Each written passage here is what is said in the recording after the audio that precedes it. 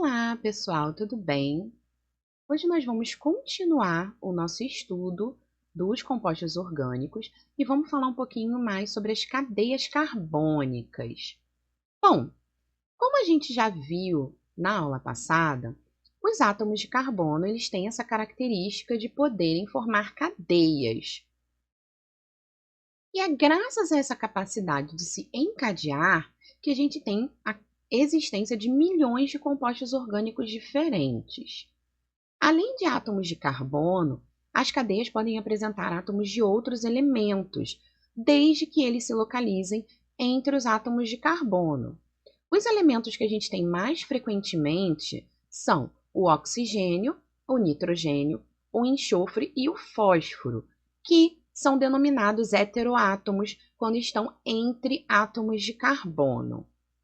Os átomos de hidrogênio e átomos de halogênios também podem fazer parte de compostos orgânicos, mas como esses átomos são monovalentes, eles nunca vão fazer parte da cadeia carbônica, eles vão fazer parte somente da molécula. Vamos falar um pouquinho sobre a classificação das cadeias carbônicas. A gente pode classificar as cadeias de diversas maneiras, então existem alguns critérios que precisam ser analisados. Primeiro, com relação à disposição dos átomos de carbono. A gente pode ter uma cadeia aberta, que é uma cadeia onde a gente vai ter pelo menos duas extremidades na fórmula bastão, e aí a gente pode chamar essa cadeia de aberta, ou alifática, ou acíclica, tá certo? Então, pelo menos duas extremidades estarão presentes no desenho da fórmula bastão. Podem ser mais de duas, não tem problema. O oposto da cadeia aberta seria a cadeia fechada ou cíclica. A cadeia fechada ou cíclica, ela não vai apresentar extremidades e os átomos de carbono vão se fechar em pelo menos um ciclo. Ciclos de carbono podem ter de 3 carbonos em diante. E, em teoria, o número de carbonos presentes num ciclo é ilimitado. Dentro das cadeias fechadas, a gente tem dois grupos diferentes. As cadeias ditas não aromáticas ou alicíclicas, que vão ser uma cadeia fechada, porém que não possui ligações duplas alternadas. Então, você vai ter um ciclo que pode ter ramificação ou não, mas a gente não vai ter ligações duplas alternadas dentro dos ciclos. E as chamadas cadeias aromáticas, que são cadeias que possuem pelo menos um anel aromático, que é o anel que possui ligações duplas alternadas. Então, se eu tenho uma dupla, uma simples e uma dupla, eu já posso chamar esse ciclo de um aromático. As cadeias aromáticas também podem ser ramificadas ou não, ou seja, elas podem ter átomos de carbono para fora.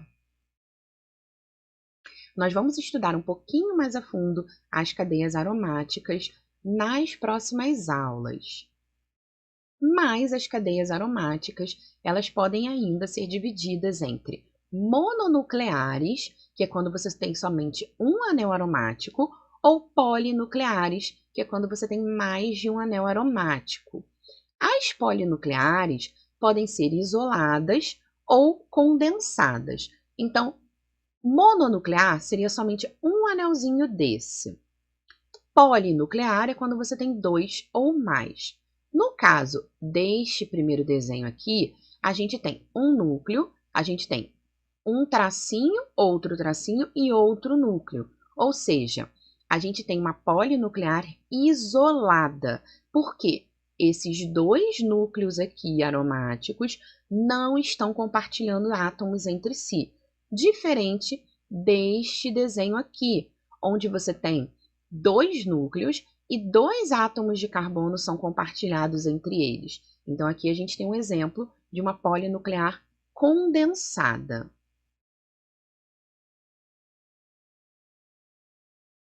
A gente pode falar também da disposição dos átomos de carbono.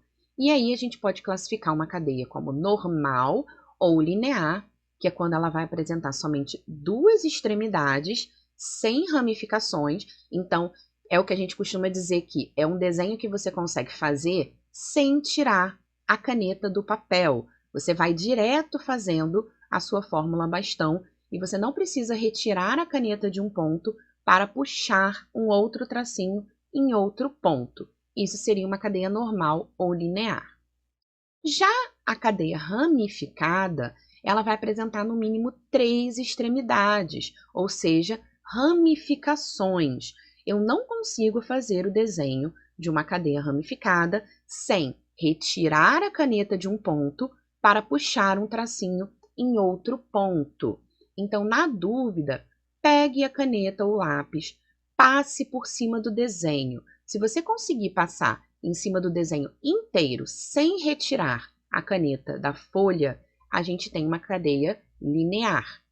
Se você tiver que retirar a caneta da folha para fazer outro tracinho, a gente tem uma cadeia ramificada. Uma coisa muito importante, a ligação dupla, ela não é considerada ramificação. Ramificação é quando você puxa um outro tracinho em algum ponto da cadeia, mais um tracinho para fora. Não é uma dupla ou uma tripla ligação. A gente pode falar também do tipo de ligação entre os átomos de carbono. Temos as cadeias saturadas, que são as cadeias que só vão possuir ligações simples na sua estrutura, independente se são normais ou ramificadas. Então, a gente pode misturar as classificações. Só que, se você tiver somente ligações simples em todo o desenho, a gente tem uma cadeia saturada. Se o desenho apresentar pelo menos uma ligação dupla ou tripla na sua estrutura, a gente diz que a gente tem uma cadeia insaturada. Lembrem-se que a insaturação é a ligação dupla ou tripla.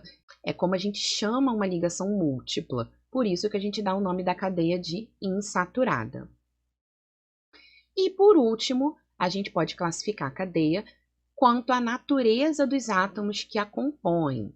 Nós temos as cadeias homogêneas, que são as cadeias que possuem apenas átomos de carbono na extensão da cadeia, e aqui a gente tem que tomar um cuidado muito grande, porque para ser homogênea, você só pode ter átomos de carbono na sequência. Nada impede que você tenha um elemento diferente, oxigênio, nitrogênio, qualquer que seja o outro elemento químico, ligado para fora da cadeia, tá certo? Então, aqui eu tenho uma sequência de carbonos homogênea, e aí, em um determinado ponto, eu puxo uma ligação com oxigênio. Isso não configura uma cadeia heterogênea. Ela continua sendo homogênea, porque o oxigênio não está entre carbonos.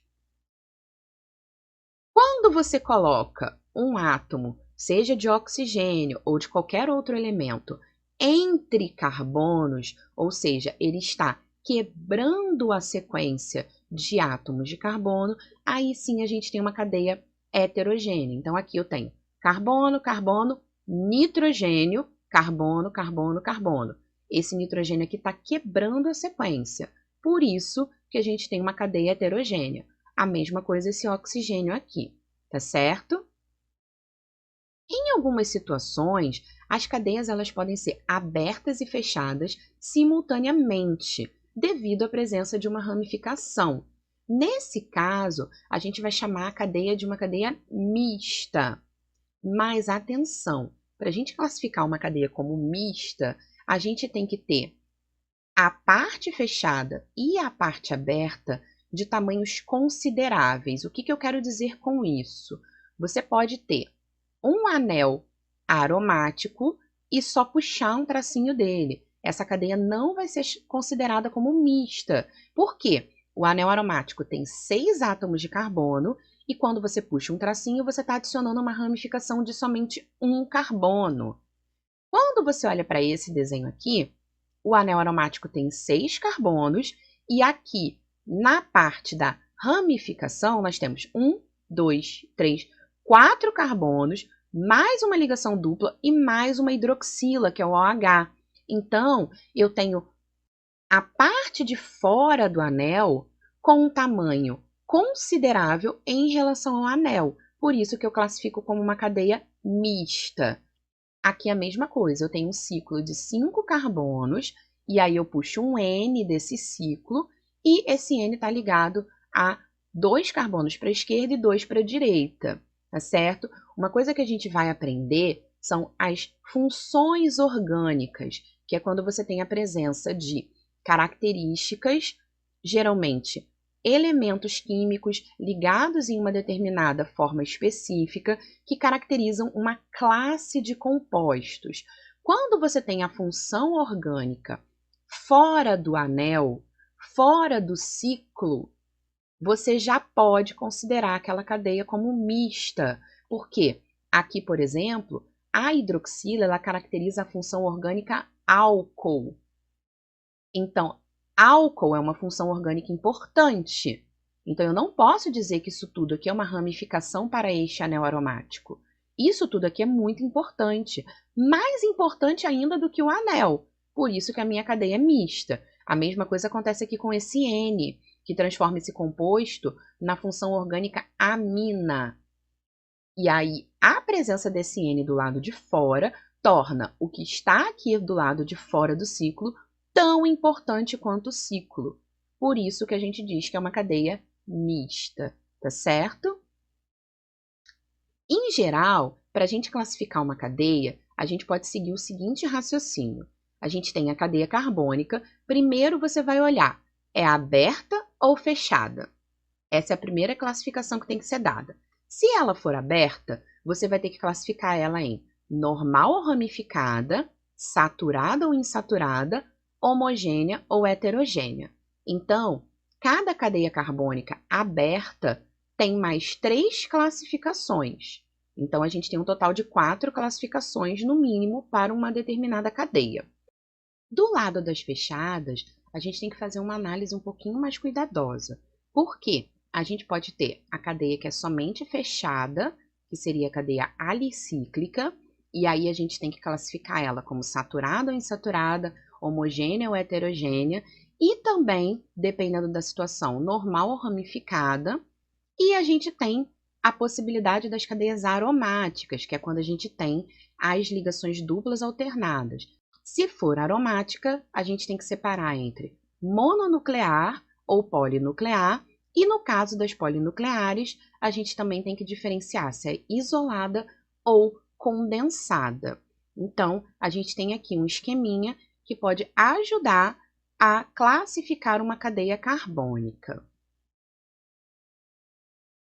Bom, gente, essa foi a nossa aula de hoje. Espero que vocês tenham entendido e até a próxima.